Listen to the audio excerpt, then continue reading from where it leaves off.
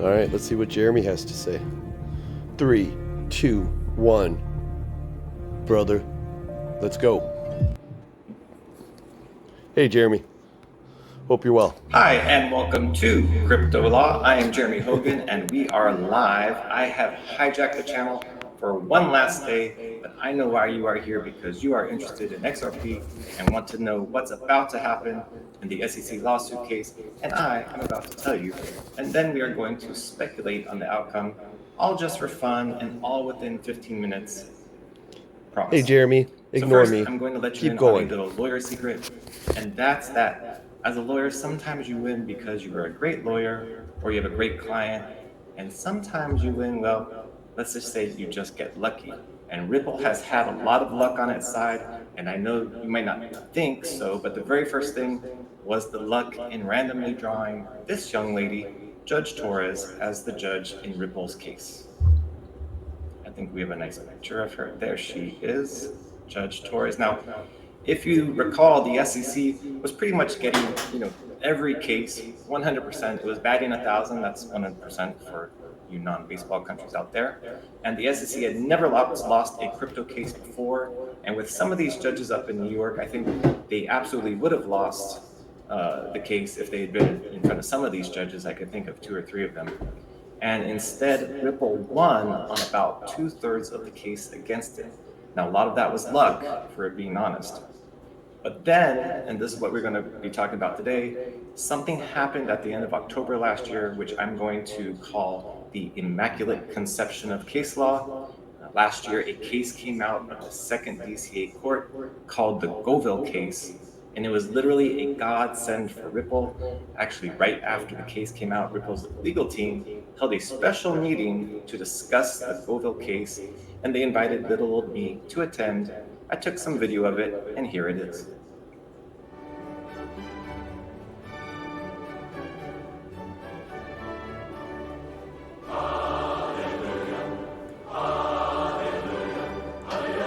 That's me right there. Jeremy, back to the program. program. That was Alderati conducting, by the way. But the point is that the Goville case causes a big problem for the SEC, and it came out right at the perfect time. Amazing timing. So let's get into that and talk about the Goville case, the injunctions, the remedies, and what's going on in the Ripple case. And then at the end, we're going to talk about what I think is going to happen. Now, to rehash where the case is at, Judge Torres said that only Ripple's past sales to institutional buyers for sales of security, that's all. Now we are at the place where the judge will have to say what happens to Ripple for violating the law on those sales. And there are 3 things that the SEC wants. It wants an injunction against any further violations. It wants money, which is called disgorgement. And 3, it wants money in the form of a penalty.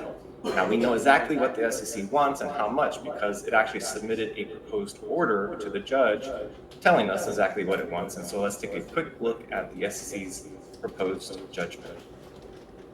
There it is. Okay. So as you can see, and we're going to quote here from it, and this is a proposed judgment. The judge isn't signing off on it. This is just the SEC saying what it wants. It says that it wants, pursuant to Section 21, it wants the defendant to be permanently restrained and enjoined from directly or indirectly conducting an unregistered offering of institutional sales. And then later down in its order, it says that it wants, this would be part 2, it wants it to be ordered that defendant is liable for disgorgement of $876 million and change, representing net profits gained as a result of its violations of Section 5 of the Securities Act, as found in the court's summary judgment order, together with prejudgment interest thereon in the amount of $198 million and change, and a civil penalty in the amount of $876 million, pursuant to Section 20D, blah, blah, blah. Defendant shall satisfy this obligation by paying $1,950 million to the SEC within 30 days after entry of this final judgment. Wow, that's it. And that's everything that the SEC wants. It wants an order from the court that Ripple can't break the law by selling to institutions, and it wants money. It wants a lot of money, about $1.95 billion with a B. Now, as far as the injunction, to me, it's kind of meaningless to get an order from a court saying you can't break the law again. It's kind of redundant and pointless. But for Ripple, this is actually a big problem. And so when you look at its brief, it takes a lot of time to address this. And that problem has to do with ODL sales of XRP. Now, the legal issue being addressed is whether Ripple is likely to continue violating the law if there's no injunction issue. That's why the SEC, in its initial brief, spent so much time talking about how Ripple celebrated the win and acted as though it was going to act in disregard of the law. I think the SEC attached something like 30 pages of Twitter posts talking about the ruling, and it included that as evidence to the court. There was one picture in there, though, that they forgot to put in, and that was Brad Garlinghouse's picture with the two biggest, wild, crazy party animals ever. And here is that picture, which they forgot to put in. That was at the Ripple Proper Party, and we had just done like 10 lines of coke and talked about how Ripple was going to continue violating securities laws. Just kidding about the violations of law. In any case, from a legal standpoint, there's not much to discuss about the injunction, and that's because a lot of the injunction stuff is left up to the discretion of the judge. But it's very important for Ripple because it doesn't want its sales of XRP for its on-demand liquidity product to kind of be lumped into the injunction. That would be a big problem for it. So Ripple focuses on trying to get the judge to kind of carve out those sales from any potential injunction by arguing that those sales cannot be sales of securities and shouldn't have been included in the institutional sales from the beginning. Let's take a look at that on page 7 of its brief. Quote, ODL buyers hold purchased XRP for mere seconds. Ripple's ODL contracts protect buyers from losses and prevent them from earning profits due to even momentary volatility in the price of XRP. They buy XRP solely to use for ODL transactions. ODL contracts do not contain provisions that this court has found to show an intent to invest, such as lockup periods, resale restrictions, and discounts. Now, reading that, I think Ripple has a very strong argument here, but the problem is that the judge apparently lumped ODL sales in with the institutional sales in her summary judgment order, and sometimes it's hard at the remedy stage to kind of get it unlumped. So the SEC will be filing one more brief in a couple of weeks, and I think that would be the issue to watch out for. How strongly does the SEC fight to keep ODL sales in the injunction? An injunction against using XRP as a bridge currency obviously affects Ripple's business and would be bad in business terms. But enough of that. Let's talk about, I think, where the heart of this issue is, and that's about money. Okay, and in that case, it's called disgorgement. And I think the SEC's main ask here is for over $1 billion of disgorgement, meaning it wants Ripple to pay back all the money it made from its institutional sales of XRP plus interest. That's over $1 billion. And that ask would have been an easy reach up until October of last year and the birth of the Govel case, I don't know how you say it. And here's what the Govel case says per Ripple. Let's look at its brief on page 18, I believe. There it is. Quote, the SEC has failed to show that it should obtain the equitable monetary remedy of disgorgement under Liu v. SEC and SEC v. Govel. Liu held that SEC's disgorgement remedy is subject to the restrictions of equity jurisprudence. Among other restrictions, disgorgement must be awarded for victims, and the SEC can obtain disgorgement only of a defendant's net profits after deducting legitimate expenses. Govel further held that an investor is not a victim for equitable purposes if he suffered no pecuniary harm. Accordingly, the SEC must show that investors suffered pecuniary harm as a predicate for a disgorgement remedy. Now let's think about that again. Now, under Govel, which is binding second DCA case authority, the New York court is under the second DCA, so whatever it says, they have to follow. The SEC must show that institutional XRP purchasers lost money on their purchases of XRP in order for Ripple to even have to pay 1 penny back. And that's a case that came out last year in October, and that's a humongous problem for the SEC because, in general, the price of XRP has gone up over time. If someone bought a million XRP for 2 cents back in let's say 2016 or 2017 or whenever it was that price, and they sold it for 10 cents in 2019, no one lost any money. They actually made money. So to try and counter Goville, the SEC is therefore left with kind of a strained analysis as to how purchasers lost money. And let's take a look at page 20 of Ripple's brief, because that's where it describes that part of the SEC's argument. And here's what it says, quote, "The SEC asserts that some institutional buyers suffered pecuniary harm because they did not receive undisclosed discounts Ripple offered to other buyers. To be clear, there is no argument that the discounts themselves were unlawful. Instead, the SEC contends that if Ripple had disclosed the discounts it had offered some buyers, other buyers could have demanded and potentially paid lower prices. That argument is speculative on its face, both as to the disclosures that would have been required and the effect of those disclosures if made. That is why the SEC must say potentially."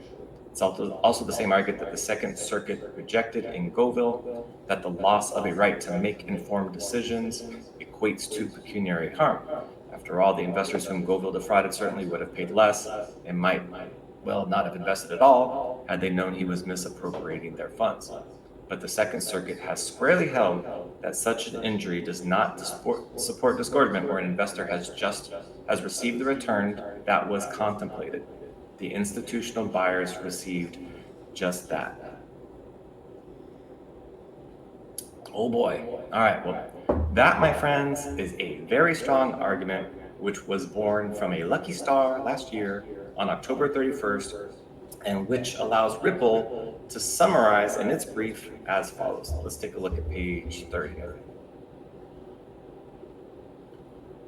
Quote, "Taking both discretionary and comparative factors into account, an appropriate civil penalty would be no more than $10 million. That would reflect about, blank because it's redacted, of Ripple's actual gross revenues from pre-complaint institutional sales and would be proportionate in both percentage and dollar amount to comparable digital asset cases where there was no culpable mental state and no substantial risk of harm or risk of harm to others." So there you have it. Under Goville, well, before Goville, the SEC was requesting $1.95 billion, and Ripple says not only should there be no injunction, it should only have to pay $10 million in total because no one was harmed. They can't prove any harm to the investors or to the purchasers, and also $10 million would be a reasonable penalty based upon past penalties. So, and that brings us to my favorite part, which is speculation and conclusion. And this is where I get to talk about what I think is going to happen. And let's give it a shot. No, I don't know what's going to happen, but you never know. Sometimes I get these things right. So as far as the injunction, I think the judge grants and gives an injunction against future institutional sales of XRP against Ripple. I do think she will carve out an exception for ODL sales unless the SEC can really knock it out of the park on that issue when it replies in May. I think that's on May 6th. So I think on this issue, I'm going to call it a draw. I think the SEC is going to get some of what they want, but Ripple's going to get what it wants. I think that we're going to see Judge Torres probably try to split the baby, if I had to be honest, because this is what we've seen her do in the past.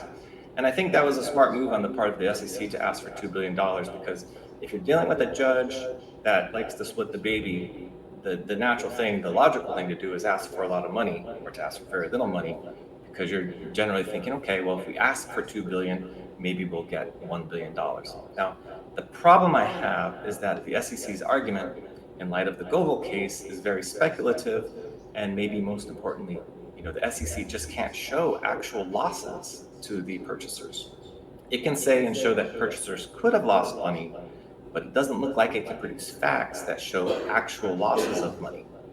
And as kids say, it goes with the courts, coulda, shoulda, woulda, right? So we need facts in court, and I don't see any facts yet about actual losses of money. $2 billion. So based on that, it's going to be very difficult for the judge to craft any sort of ruling that would hold up to an appeal. So I guess what I'm saying is I just don't see how the judge is going to draft an order with any disgorgement in it, unless the SEC can kind of pull off a little minor miracle in its final brief.